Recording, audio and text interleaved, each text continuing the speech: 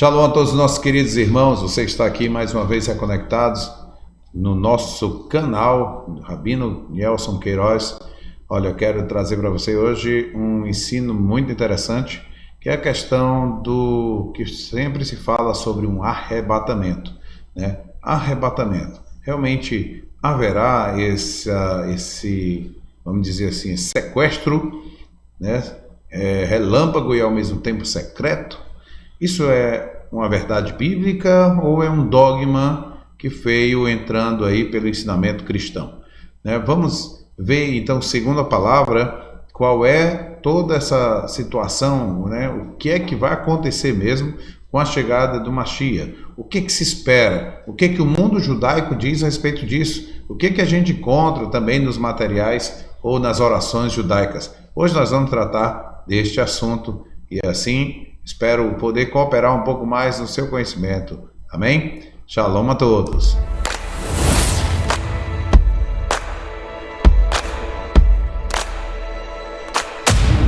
O estudo que trazemos hoje é exatamente este, né? Sobre a questão. O arrebatamento é algo bíblico.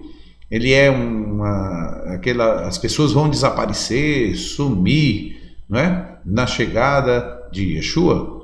Como é que a Bíblia fala? O que que Yeshua disse a respeito disso? O que que estão escritos lá nos profetas, né? Vou trazer, inclusive, uma oração que também está dentro do Sidur, para que a gente possa compreender tudo o que está sendo falado para esta época. Mas eu quero iniciar com as palavras de Yeshua. Veja só, Yeshua diz o seguinte, lá em Mateus capítulo 24, a partir do verso 30, eu quero que você preste bem atenção a essa leitura, né? O que que diz lá em Mateus? Yeshua deixa bem claro a questão dos tempos e como é que isso vai se dar. Depois nós vamos conectar, tá, com Isaías e também com a palavra de Shaul Hachalia, né? Lá que ele escreveu em 1 Tessalonicenses, no capítulo 4, que é uma base que todo mundo sempre ouve quem faz um estudo sobre os últimos dias. Mas veja só, a partir do verso 30, aqui no capítulo 24 de Mateus, Matitiarro diz assim: então o sinal do Filho do Homem aparecerá no céu. Todas as tribos da terra se lamentarão e verão o Filho do Homem vindo nas nuvens. Espera aí, começou algo aqui a acontecer, é que não é secreto. Estão vendo, né? As pessoas dizem, não, isso é a segunda vinda. Não tem três vindas, né? Já veio, nasceu uma vez na terra, aí tem uma vinda para um arrebatamento secreto, depois tem uma outra vinda para estar na terra. Vamos prestar atenção esse texto completo. Então ele diz, todas as tribos da terra se lamentarão e vão ver o Filho do Homem vindo nas nuvens do céu. Agora, olha só o que tem mais. Ele vem com grande poder e glória, tá certo? Isso aí também a gente encontra no Zohar, falando sobre o Mashiach também descendo outra vez com glória. E aí olha só o que ele diz mais. Ele enviará, na sequência disso, ele enviará seus anjos com grande som de shofar, som da trombeta. Olha aí, agora está acontecendo, após todos verem, é que ele envia seus anjos com grande som de shofar, e eles reunirão o povo eleito dos quatro ventos de uma extremidade do céu à outra. Então veja que isso tudo está visível, não é secreto. Mashiach vai estar chegando, as nações, né, as tribos da terra se lamentando, e ele manda agora seus anjos para recolher o seu povo com um som de shofar. Deu para entender agora? Esse texto de Mateus 24 não põe duas situações, mas uma só, para todo este evento, ok? Quem foi que dividiu isso? Estude depois sobre John Darby Nelson, tá? Foi ele que fez essa linha de tempo aí, que não tem acordos, nem concordâncias bíblicas, existe coxas de retalho reunidos para formar uma doutrina que na realidade a gente olha em um só texto, que Yeshua está contando e mostrando toda a realidade do seu retorno. Mas vamos ver uma coisa interessante. Eu quero colocar aqui em paralelo uma oração que está aqui no Sidur, né, o que a gente usa aqui, o Sidur completo. Eu quero que você veja aqui a 10ª bênção dentro do Shacharit, né? Das orações da Amidá. Na verdade está dentro da Amidá, na 10ª bênção, que é a bênção da reunião da diáspora. Eu vou ler em português para que vocês compreendam o que está sendo dito aqui. Olha só, ele diz assim: faz soar o grande shofar para nossa liberdade. Grande shofar. Mateus 24, vai-se ouvir um grande shofar. Muitas traduções dizem trombeta, mas a gente sabe que o texto ali, nós estamos falando de shofar. Então ele faz soar o grande shofar para nossa liberdade e ergue um estandarte para juntar os nossos exilados e reúne-nos logo a todos dos 4 cantos do mundo, em nossa terra. Bendito sejas tu, Eterno, que reúne os dispersos do teu povo Israel. Olha essa oração que está aqui, oração milenar, tá? Convocando, né? Ou pelo menos clamando, eu bendizendo ao Eterno, porque ele vai reunir este povo. E para essa reunião haverá um toque do shofar, haverá o toque do grande shofar. Então, quando a gente olha para cá, Yeshua está exatamente falando isso.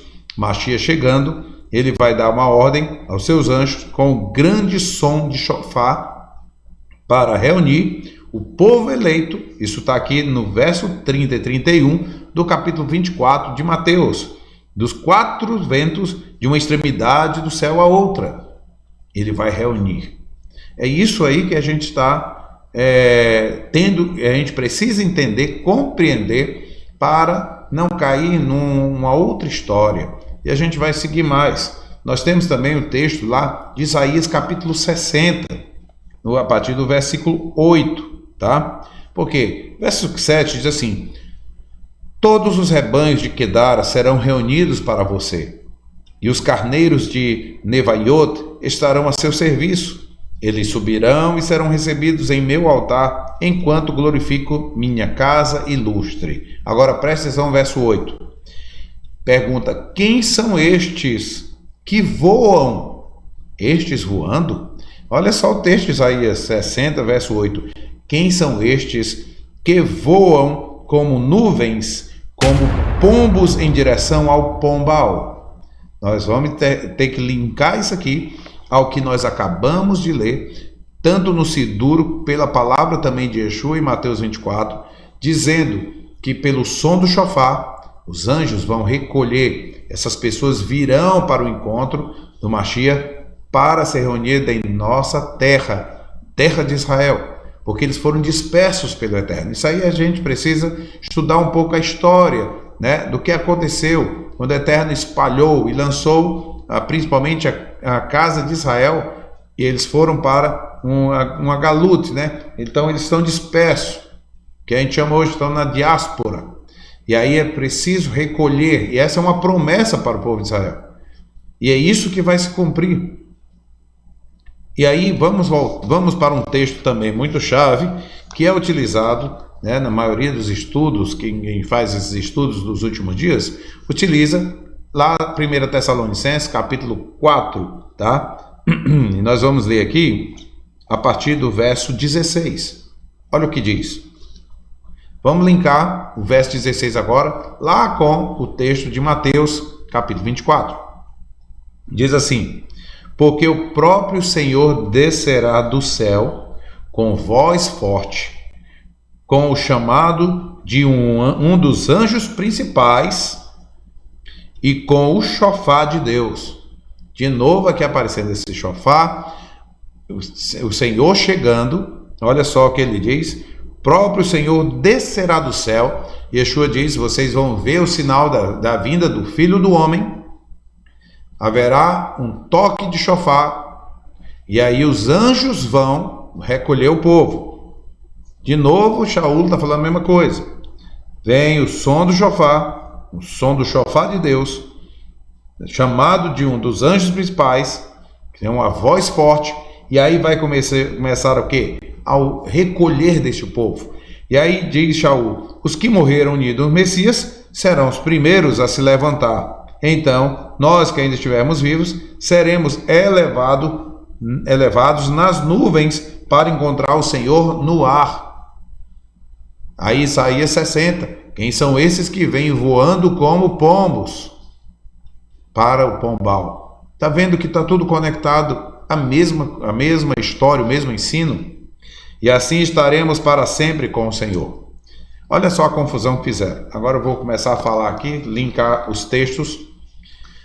Estaremos para sempre com o Senhor. Tem pessoas que fizeram e montaram todo o ensino disso, que por estar a partir daí para sempre com o Senhor, quer dizer que daqui agora se reuniram, foram para o céu. Passar 7 anos com o Senhor no céu. De onde tiraram isso?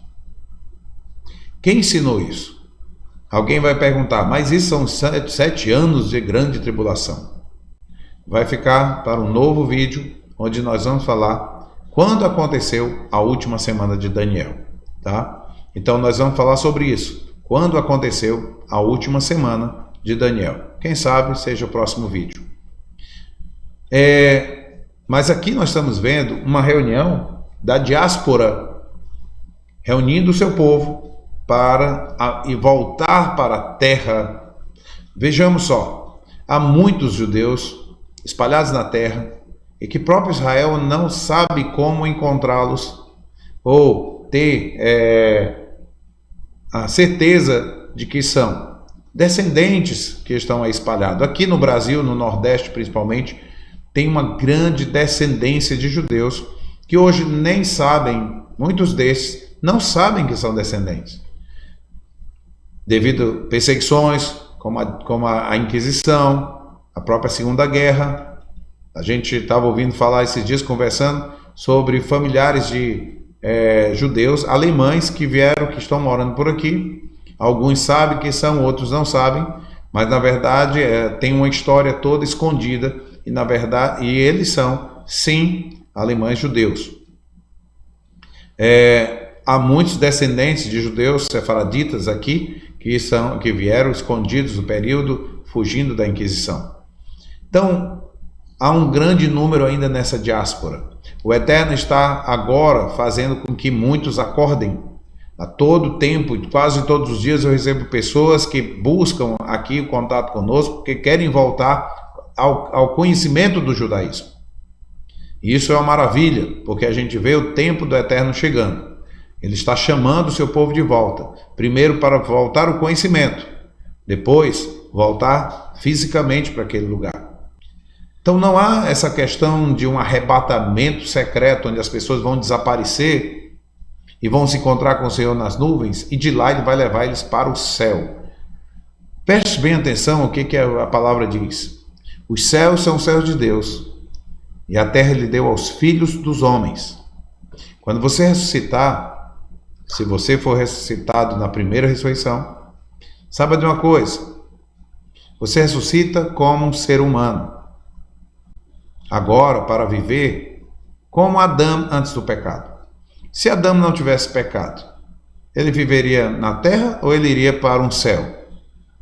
A terra foi feita para quem? Para os homens, de uma forma santa, justa. Para Adão. A terra foi feita para os justos. A terra não foi feita para os ímpios. É isso que as pessoas têm que parar para pensar e ficar pensando na terra destruída, se acabando, como se fosse para a habitação dos maus. Não tem nada a ver. A terra foi criada por Deus, perfeita para um homem perfeito. E é por isso que Ele envia o Mashiach, que é perfeito, para trazer a todos nós a perfeição, para que nós possamos habitar numa terra com homens que estão agora aperfeiçoados, com a sua Neshama, perfeita, vivendo e convivendo um com o outro. Até os animais estarão em plena paz. E aí o final disso tudo ainda, depois que é tirado ainda os ímpios, após a ressurreição destes, a Bíblia ela vai nos trazer o entendimento de um Olam Rabá, um mundo vindouro, que também é esta terra aperfeiçoada, e lá vai dizer o seguinte, Yohanan, João, em Apocalipse, e vi a nova Jerusalém que descia do céu. Não é para você ir para lá, vem de lá para cá. É isso que a gente tem que compreender. A terra é uma habitação para nós, seres humanos, ainda que aperfeiçoados, continuamos a viver em uma terra. Não precisamos sair daqui para um céu. O que vai acontecer é que vai se cumprir a promessa que o Mashiach virá e dominará sobre essa terra e reinará sobre essa terra. E o que ele vai fazer é recolher os seus dos 4 cantos da terra, para daí sim implantar o seu reino, um reino que é do eterno, mas que dá ao seu filho para estar nessa terra, reinando sobre as nações. É somente um recolhimento. Mas esse arrebatamento, que vai para um lugar que onde o ser humano não foi feito para habitar. Os céus são os céus de Deus. Me diga para que lugar vai. Qual dos céus vocês querem ir? Para quem diz que vai para um céu. Que céu? Shaul diz que foi ao terceiro céu. No judaísmo se conhece, por isso que ele fala do terceiro céu, que são 7 céus. Mas nenhum dos céus é lugar de habitação de ser humano. Nenhum deles. A terra foi feita para o homem. E é nesta terra que vamos ficar, e essa terra que estará sendo restaurada para que os santos possam habitar neste lugar. E os ímpios não viverão na congregação dos justos. Entenda isso. Quando fala congregação, não é as queilotes, não são as sinagogas, não são os templos religiosos, não é isso. O ímpio, ele não vai permanecer na congregação do justo, é porque o justo ele habitará numa terra aperfeiçoada, restaurada, e não pode haver mais a maldade neste lugar. Veja essa mensagem como algo muito mais amplo, tá? Observe essas palavras, porque a questão é o mundo. Esse é o objetivo do Eterno, e não uma caixinha fechadinha, coisinha pequenininha. Ele não está olhando para isso, ele está olhando na amplitude, né? A dimensão do mundo, dos povos, das pessoas. E é isso onde ele quer alcançar. E vai fazer com que realmente se cumpra aquilo que foi dito a Abraão Avinu, né? Abraão, nosso pai. Em ti serão benditas todas as famílias da terra. Isso vai se cumprir. E que nós possamos aguardar com grande expectativa esse dia. Porque esse dia está chegando. Então, para você que teve um ensinamento, né, diferente, calma. Nós vamos ainda gravar sobre esses 7 anos, né, que muitos esperam ainda acontecer. Quando é que vai iniciar? Eu vou lhe mostrar que a coisa não é assim. O que você tem que estar na expectativa é de algo que também foi escrito em Daniel. Eu vou deixar já uma pista depois, também é outro material que nós vamos falar, que é sobre a estátua do sonho de Nabucodonosor, né, que havia 4 materiais ali, ouro, prata, bronze e ferro. Ali sim tem uma informação que é o que está para acontecer nos nossos dias. Aquela pedra que vai vir e vai cair sobre os pés da estátua, quebrando, destruindo toda a estátua. Ali fala das 4 galuyot que Israel passa e a libertação que haverá para nos fazer retornar à nossa terra. Isso tudo tem uma conexão. E é aí onde você vai aprender para poder, com esse conhecimento, tá? Saber aonde estar no lugar certo. Isso sim é maravilhoso e eu creio que fará grande diferença em sua vida. Que o Eterno abençoe a cada um dos nossos irmãos, que possa encher os nossos irmãos de cada vez mais sabedoria, entendimento dessa palavra, e estejam se santificando para a chegada de Mashiach. Amém? Shalom, shalom a todos, que o Eterno os abençoe. É assim que eu peço em nome de Yeshua. Yeshua HaMashiach. Shalom, shalom.